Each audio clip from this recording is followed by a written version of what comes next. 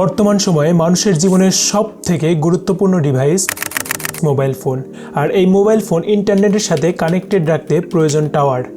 সময়ের সাথে সাথে বাড়ছে মোবাইল ফোন ইউজার এবং ইন্টারনেটের গতি বাড়ানোর জন্য বসানো হচ্ছে শত শত টাওয়ার। আর এই টাওয়ার নিয়ে রয়েছে আমাদের মাঝে অনেক ধারণা। মোবাইল টাওয়ার যখন থেকে বাংলাদেশে এসছে তখন থেকে আমাদের ডাবে স্পটগুলো পড়া শুরু হয়েছে। মোবাইল টাওয়ারই কেবলগুলো নষ্ট করে দিচ্ছে। কিছু ডাব আছে ভালো, এই ডাক কেন হয়?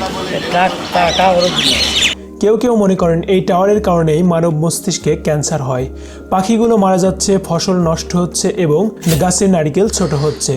আর এই কথাগুলি কতখানি সত্য নাকি প্রচলিত ভুল ধারণা, এর সঠিক উত্তর খুঁজতে আমরা অনুসন্ধান করেছি একেবারে রুট লেভেল থেকে।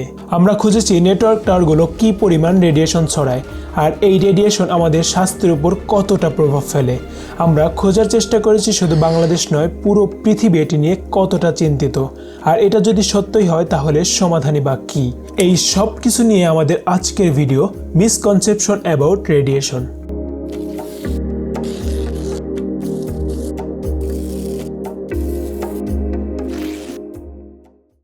এই পুরো বিষয়টা জানতে আমাদেরকে শুরু করতে হবে একেবারে শুরু থেকে। সময়টা ছিল 1898 সালের 26শে ডিসেম্বর। আইফেল টাওয়ারের শহর প্যারিসের এক ছোট্ট ভাঙাচোরা অস্বাস্থ্যকর কুঠির, যেটি ছিল মহিয়সী মানিয়া স্ক্লডদোস্কা এবং তার মহামতি স্বামী প্যাট্রিক ওরির গবেষণাগার। সেখান থেকে একটি খবর চারদিকে তেজস্ক্রিয়তার মতোই ছড়িয়ে যেতে থাকলো যে তারা এমন একটি নতুন মৌল আবিষ্কার করেছে যা কিনা ইউরেনিয়ামের আলোর চেয়েও 20 গুণ অধিক শক্তিশালী। আর এই আলো কাঠ, কয়লা, পাথর, তামা প্রকৃতি কঠিন বস্তুর মধ্যেও অনায়াসে প্রতিফলিত হওয়ার ক্ষমতা রাখে, যেটাকে বলা হয় রেডিয়াম। আর এই রেডিয়াম থেকে বের হয়ে আসা শক্তি মূলত রেডিয়েশন হিসেবে পরিচিত। বাংলাদেশে মোবাইল ফোনের যাত্রা শুরু হয় 90 দশকের শুরুতে। ঠিক সেই সময় থেকেই বাংলাদেশের শহর থেকে শুরু করে গ্রামগঞ্জ পর্যন্ত বিস্তৃত হতে থাকে নেটওয়ার্ক টাওয়ার। এখনও পর্যন্ত বাংলাদেশে 5টি মোবাইল অপারেটরের প্রায় 40,000 টাওয়ার রয়েছে।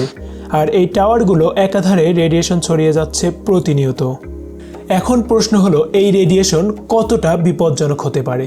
উত্তর হলো, এটি অদেখা এমন এক ভয়ঙ্কর শক্তি যা প্রাণীর শরীরকে ছিন্ন ভিন্ন করতে পারে, কোষের কার্যকারিতা ভেঙে দিয়ে। এটি প্রকৃতির জন্য মারাত্মক হুমকি স্বরূপ। একটুখানি রেডিয়েশন তথা তেজস্ক্রিয়তা নিমিষেই সকল জীবিত প্রাণীকে মৃতে পরিণত করতে পারে, বন্ধ হতে পারে জন্ম প্রক্রিয়া।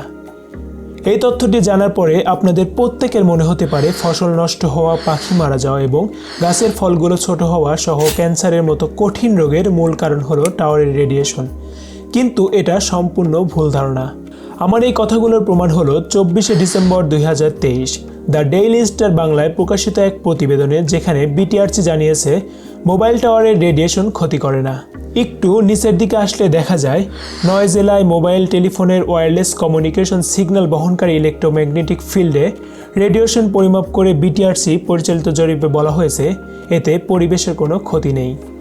জরিপে আরও বলা হয়েছে ঢাকা, ময়মনসিংহ, জামালপুর, সিলেট, মৌলভীবাজার, রংপুর, গাইবান্ধা, খুলনা ও যশোরের 99টি স্থানের রেডিয়েশন আন্তর্জাতিক মানের চেয়েও 20 থেকে 30 গুণ কম, যেখানে আন্তর্জাতিকভাবে অনুমোদিত রয়েছে প্রতি বর্গমিটারে 2.106 মেগাওয়াট, আর বাংলাদেশে প্রতি বর্গ কিলোমিটারে 0.01453 মিলিওয়াট।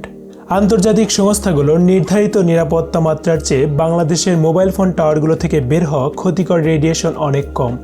তাই রেডিয়েশনের বর্তমান মাত্রা জনস্বাস্থ্য বা পরিবেশের জন্য হুমকি নয়।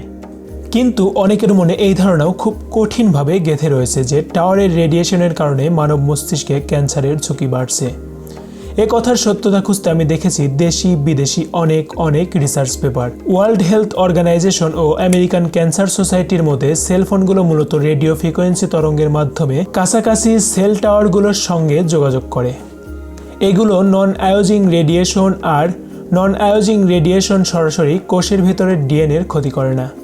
বুয়েটের উপাচার্য সত্যপ্রসাদ মজুমদার দ্য ডেইলি স্টারকে বলেন, টাওয়ার থেকে যে পরিমাণ বিকিরণ হয় তাতে সমস্যা হবে না। তিনি আরও বলেন, আপনি আলো ছাড়া পড়তে পারবেন না এবং একইভাবে খুব বেশি আলো চোখের ক্ষতি করতে পারে।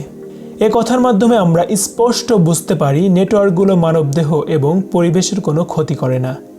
আমরা এতদিনে যা শুনে আসছি তা সবই গুজব বা মিসকনসেপশন।